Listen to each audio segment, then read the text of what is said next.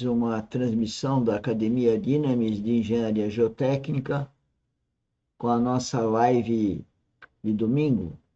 Todo domingo, enquanto Deus permitir, às 10 horas estamos aqui para fazer um estudo da vida espiritual com os senhores que nos seguem, e aproveito para pedir para que compartilhem com os seus familiares, amigos, clientes, fornecedores do trabalho que a Academia Dynamis está fazendo, que primeiro é obediência a Jesus Cristo, que pediu para todos os seus discípulos, e quem é cristão é discípulo de Cristo, para pregar o Evangelho, para falar da vida de Cristo. E nós temos que, então, espiritualmente, estar atendendo esse pedido de Jesus Cristo. E é isso que eu faço aqui na Academia Dynamis, no meu trabalho diário com os meus fornecedores, com os clientes. Sempre eu procuro uma oportunidade de falar de Cristo. E é isso que eu recomendo para todo cristão verdadeiro. Mais do que recomendo, eu estou ressaltando a solicitação do nosso Senhor Jesus Cristo.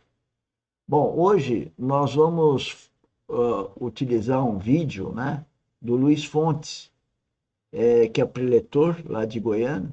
O canal dele, YouTube, é o Celebrando Deus. E o título do nosso estudo hoje é o papel do ministério profético na restauração do testemunho do Senhor. Lembre-se que ainda ontem na mentoria dizia que o único objetivo de Deus é edificar Cristo em cada um dos seus filhos. Para ser filho precisa nascer de novo, precisa ser irmão espiritual de Cristo, precisa morrer com Cristo naquela cruz, precisa ressuscitar com Cristo, e aí significa esse ressuscitar a vivificação do nosso espírito. Porque o nosso espírito, quando nós saímos do ventre da nossa mãe, estávamos com o espírito mortificado. E todas as crianças estão. Se não são seus pais, de alguma forma, orientá-los, eles correm o risco de morrer na vida carnal e não ter nascido de novo na vida espiritual. Portanto, não terão direito à vida eterna. Isso está na Bíblia, não sou eu que estou falando. E exatamente o papel do ministério profético é fazer isso que eu estou falando, porque o nosso objetivo é restaurar o testemunho do Senhor. Como restaura o testemunho do Senhor? Testemunhando o Senhor. O que é testemunhar o Senhor? É testemunhar Jesus Cristo, é pregar o Evangelho. Bom, eu não sou pastor, não sou padre, né, na linguagem aqui do homem, mas na linguagem espiritual, como filho de Deus, eu passo a ser um profeta e um pastor, sim, né? Um sacerdote. E isso é espiritual, né? Isso é por ser filho de Deus, isso é uma questão espiritual. Bom, agora eu vou trazer aqui para mim, vou colocar o vídeo aqui para os senhores e vamos então escutar. Comecei com uns 10 minutos de vídeo aí. Referência à casa. Referência à casa. Que casa? Porque o assunto casa, a restauração da casa, é o assunto-chave desse livro. Preste bastante atenção. Preste bastante atenção. São 280 versículos, 54 versículos fazem referência à casa. E durante 15 anos, houve uma oposição para que essa casa não fosse restaurada. Todos esses períodos são importantes. Porque o inimigo, ele trabalha para que Deus nunca tenha o seu testemunho restaurado. Tá vendo? Satanás não se opõe a... Presta atenção. O inimigo não se opõe, ele vai falar.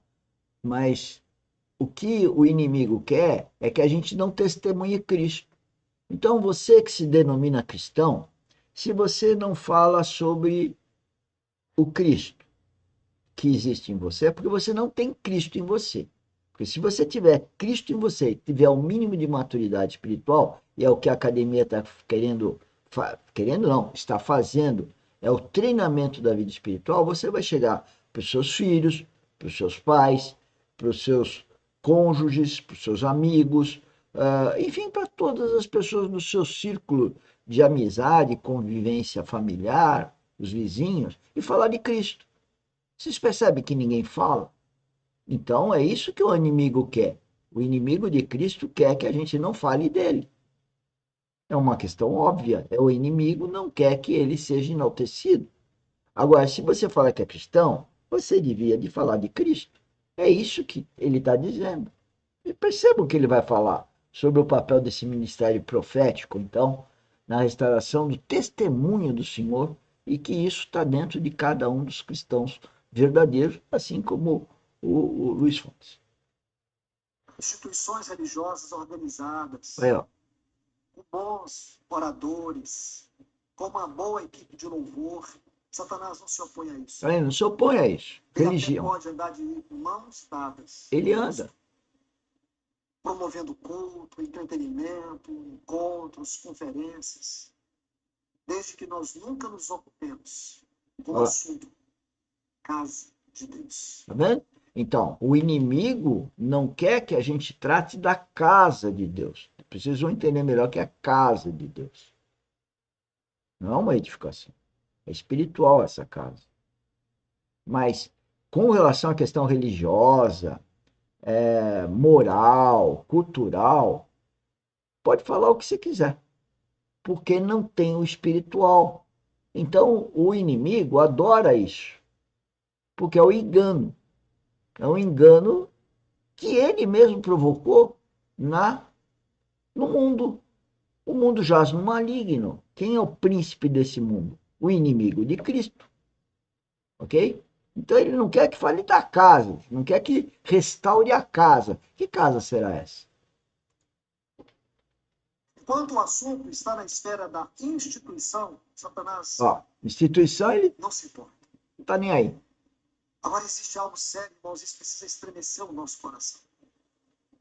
Quando a igreja perde a sua funcionalidade, quando a igreja perde o seu significado. Veja o que é a igreja. Quando eu falo igreja, eu estou falando de denominação, eu estou falando de instituição. Não existe denominação. Quando eu falo da igreja, eu estou falando da igreja em conformidade com a palavra de Deus. Quando a igreja perde a sua expressão, a sua identidade, ela pode ter um bom culto, ela pode ter bons oradores, ela pode ter um bom programa semestral, anual, ela pode ter todo tipo de entretenimento religioso. Ela não tem nenhum peso espiritual na localidade. E o pior, que diante de Deus, isso que algumas pessoas chamam de igreja, um terreiro de macumba, é a mesma coisa.